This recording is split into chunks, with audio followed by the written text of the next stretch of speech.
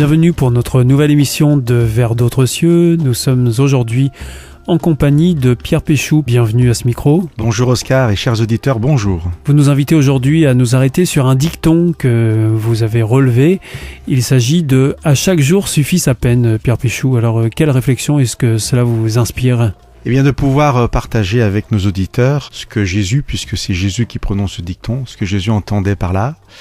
Il y a une promesse, à chaque jour suffit sa peine, en fait, va renfermer une promesse qui est peut-être différente de ce à quoi on pense lorsqu'on prononce cette phrase. Est-ce qu'on a gardé le sens initial dans nos têtes d'aujourd'hui ? Alors je ne pense pas parce que je m'imagine moi, après une journée de travail harassante, j'arrive à la maison, j'enlève mes chaussures, je me jette dans le fauteuil et puis je dis allez, ça suffit, à chaque jour suffit sa peine, j'en ai assez fait.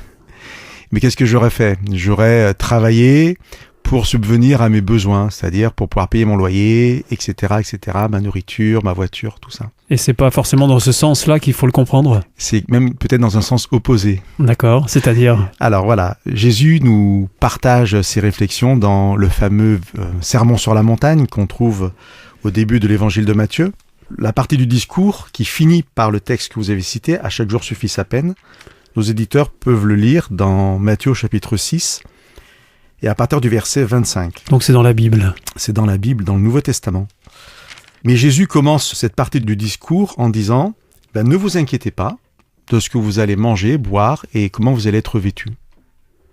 Parce que moi je vous dis que votre Père, Dieu, va s'occuper de vous fournir cela. » Alors est-ce que c'est pas un peu utopique de penser que ça va se passer comme ça ? Ça peut avoir une petite connotation magique. Ce matin, peut-être je vais pas aller travailler, puis je vais voir si j'aurai un salaire à la fin du mois. Si Dieu va s'en occuper. Voilà, donc c'est pas du tout comme ça qu'il faut le voir. En fait, il y a plusieurs noms qu'on donne à Dieu, mais le Dieu de la Bible est le Dieu de la vie. C'est-à-dire tout ce que Dieu va nous partager, c'est pour nous faire rentrer dans une dynamique de vie. Tout ce que Dieu nous donne va dans le sens de la vie. Et en fait, ce texte de Jésus, ce discours, est là pour nous dire, voilà, vous voulez être vraiment vivant ? Bien, je vais vous faire une promesse qui vient du Père, de Dieu, et voilà quelle est cette promesse. Alors Jésus développe ça en disant, le plus important, ce ne sont pas ses besoins fondamentaux. Pas seulement. Et parce que justement ce sont des besoins fondamentaux, moi, je vous dis qu'on va s'en occuper, le Père va s'en occuper. On en a cité 3, le manger, le boire et le vêtement, on pourrait rajouter le logement. Et puis aujourd'hui, les spécialistes nous ont prouvé que des besoins qu'on mettait peut-être comme moins essentiels, je parle ici des besoins émotionnels, eh bien les spécialistes nous ont montré aujourd'hui qu'ils étaient tout autant fondamentaux que les autres.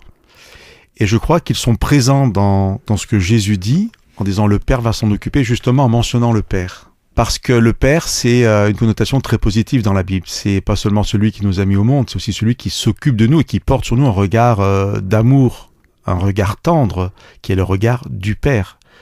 Et ce qui devrait être le regard de tous les pères. Et donc juste en employant le mot de Père, je crois que Jésus nous dit, voilà, vous avez un Père dans les cieux qui sait ce dont vous avez besoin pour votre épanouissement personnel. Bien entendu, l'essentiel qui est le manger, le boire, le vêtement, mais aussi les besoins émotionnels. Je suis votre Père et je pourvoirai à cela. Par contre, une fois que ces besoins seront satisfaits, eh bien vous ne serez pas encore pleinement dans la vie.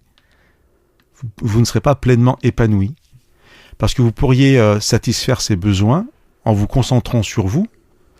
Et je pense que nos auditeurs sont d'accord pour dire qu'il faut bien toute une journée pour travailler, pour s'occuper de sa famille, etc. Les besoins dont on vient de parler. On passe même la majeure partie de notre vie à ça, à travailler pour survivre. Et le texte ne nous dit pas, à partir de maintenant, vous pourrez ne plus aller travailler. C'est pas ça.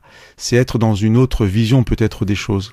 En fait, je crois que là, Jésus va nous inviter à nous décentrer de nous-mêmes en disant, voilà, je vais aller travailler, normalement, je vais avoir les affaires quotidiennes, mais ça ne doit pas être ma préoccupation principale parce que le Père me fait cette promesse qu'il gère tout ça aussi avec moi.